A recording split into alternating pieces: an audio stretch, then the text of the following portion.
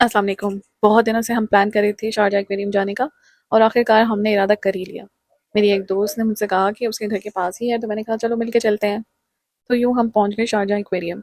بہت ہی خوبصورت اور بہت ہی پیارا ڈیزائن ہوا ہوا ہے، اور اللہ تعالیٰ کی تو شان کی کوئی بات ہی نہیں ہے نا۔ ان خوبصورت رنگوں والے، حیران کر دینے والے کریچرز جو ہے نا، ان کو دیکھ کر آپ کو اللہ تعالیٰ کی قدرت کا اندازہ ہوتا ہے۔ جب ہم نے پلان کیا تو بچے تو خوش تھے ہی، لیکن بچوں سے زیادہ خوش میں تھی، کیونکہ مجھے اس طرح کی چیزیں بہت پسند ہیں۔ مجھے میوزیم دیکھنا، مجھے ہسٹوریکل پلیسز کو ایکسپلور کرنا، یہ سب چیزیں مجھے بہت زیادہ پسند ہیں۔ زیادہ تر ان چیزوں کو بورنگ سمجھا جاتا ہے، لیکن مجھے ان چیزوں میں بہت زیادہ انٹرسٹ ہوتا ہے، کیونکہ میں ایک آرٹس کی اسٹوڈنٹ ہوں، اور مجھے ہمیشہ سے ہسٹری اور مسٹیکل ایونٹس اور ڈیوائن نالج سے بہت زیادہ ہمیشہ سے ہی لگاؤ رہا ہے۔ مجھے اسلامک اسکالرس میں بھی سب سے زیادہ سننے کا مزہ ساحل ادیم کو، اور ایک اور ہے یوٹیوبر ہیں، وہ بہت ہی زیادہ زبردست ان کی ریسرچ ہے سورہ کہف پر۔ آپ پلیز انہیں ضرور سنیے گا۔ ان کا نام ہے فاروق قریشی، ان کا چینل کا نام بھی یہی ہے۔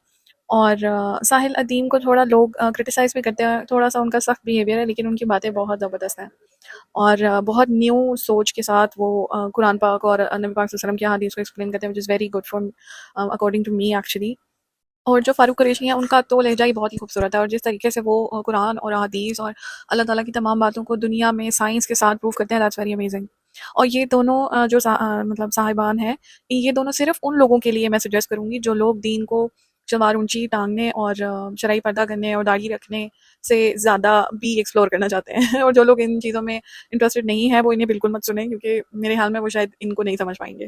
میں یہ سمجھتی ہوں کہ یہ دنیا اللہ تعالیٰ نے انسانوں کے لیے بنائی ہے، اور قرآن پاک میں اللہ تعالیٰ فرما رہا ہے کہ غور و فکر کرو، اور غور و فکر کرنے والے کم ہیں، تھوڑے ہیں، زیادہ نہیں ہیں۔ قرآن پاک کو اللہ تعالیٰ نے ہر وقت اور ہر جنریشن کے لیے بنایا ہے۔ اس کا مطلب یہ ہے کہ بیسیکلی جو آیتیں ہیں، ان آیتوں کے کئی معنی ہیں۔ اب انسان جس طرح کا اپنی زندگی گزارنا چاہتا ہے، جس قدر وہ سمجھ سکتا ہے، سوچ سکتا ہے، وہ اس آیت کا مطلب اتنا ہی لے گا۔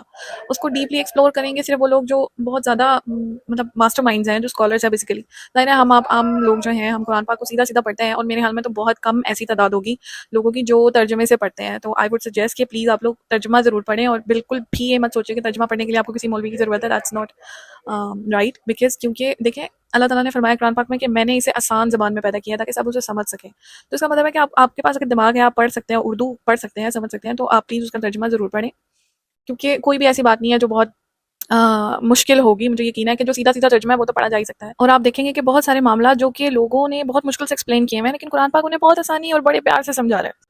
اسی بات سے ایک اور بات میرے ذہن میں آئی ہے جو میں نے سوچی تھی، کیونکہ ہم آس پاس اپنے لوگوں کو دیکھتے ہیں، بات کرتے سنتے ہیں، یا جو سوشل میڈیا پہ اکثر آپ کو ویڈیوز وغیرہ نظر آتی ہیں، تو لوگ زبان کو لے کے بڑے جذباتی ہو جاتے ہیں۔ جیسے اردو ہے یا انگلش ہے، اگر بچے کو انگلش نہیں آتی تو بھی وہ بلی ہوگا، اگر وہ اردو نہیں بول پا رہا یا اردو نہیں بولتا تو بھی بلی ہے، اگر اسے پنجابی نہیں آتی تو بھی بلی ہو رہا ہے۔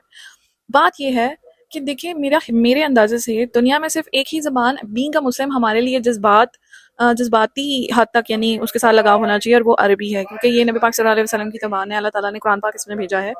تو اگر کسی بھی زبان کے ساتھ آپ کا جذباتی تعلق ہونا چاہیے تو وہ صرف عربی ہے، اور اگر اللہ تعالیٰ نے آپ کو اتنا ذہن دیا ہے کہ آپ اس کو سیکھ سکیں، یاد کر سکیں، تو آپ کو عربی کے لیے جدوجہد کرنی چاہیے۔ باقی جو ساری زبانیں ہیں وہ اللہ تعالیٰ نے انسان کو اس لیے دی ہیں تاکہ وہ مختلف لوگوں سے مل سکے، مختلف لوگوں کو سمجھ سکے، کلچرز کو سن سکے، لوگوں کی رائے جان سکے دنیا میں باقی بھی۔ تو اس لیے یہ صرف ایک کمیونیکیشن کا ایک ذریعہ ہے، اسے جذبات کے ساتھ جوڑنا تو میرے خیال میں بڑی بیوقوفی ہے۔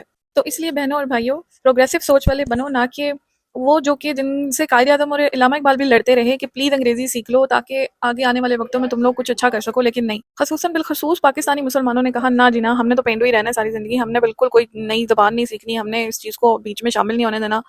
مطلب یہ ایگو ہے صرف، اور کچھ نہیں۔ دیکھیے بینگ اے مسلم بھی ہمیں پاورفل ہونا چاہیے، اور پاورفل ہونے کا طریقہ یہ ہے کہ جو چیز پاور میں ہے اس کو اپناؤ۔ مجھے برداشت کرنے کے لیے آپ کا بہت بہت شکریہ۔